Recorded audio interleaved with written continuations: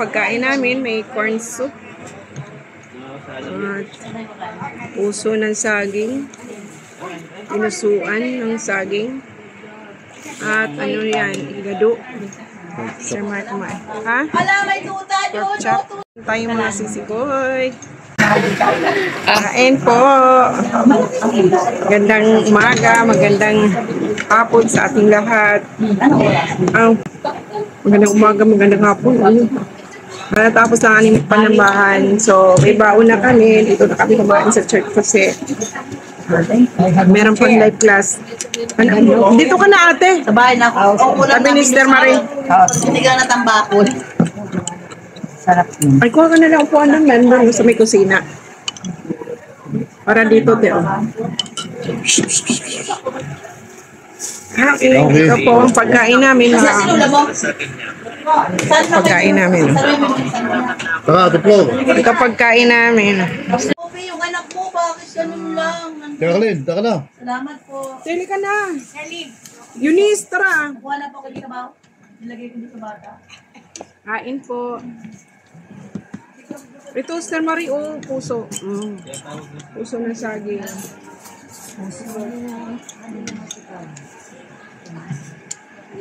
Mamaya, Wupi, ha? Mamaya.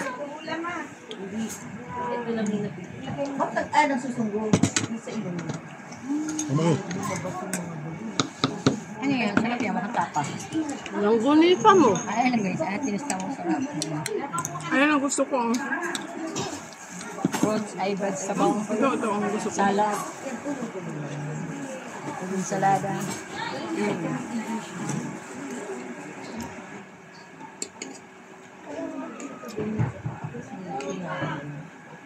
Kain na. Yung nakakontay na.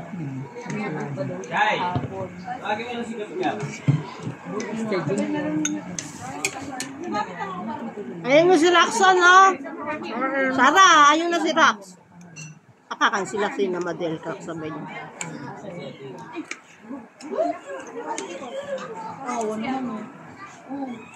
Alam mo, parang si Bito. Saan, nandiyan kung gusto mo, dyan sa plastic na Ang saya namin, lagi kumakain. Busog. Kain na. Saya namin kumakain. Kain tayo. Lagi kumakain. The best. Higup sabaw.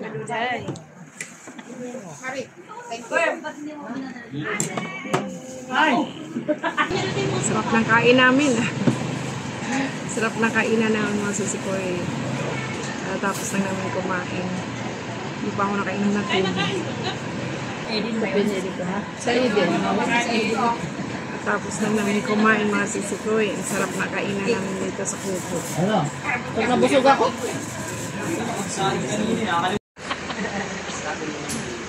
Yung unahin ko na ikaw. Ano? Diba? Sabi nyo, something big will happen. May gagawin si Lord. Alis na si Ate Arlene. Sabi na Babalik ka ha!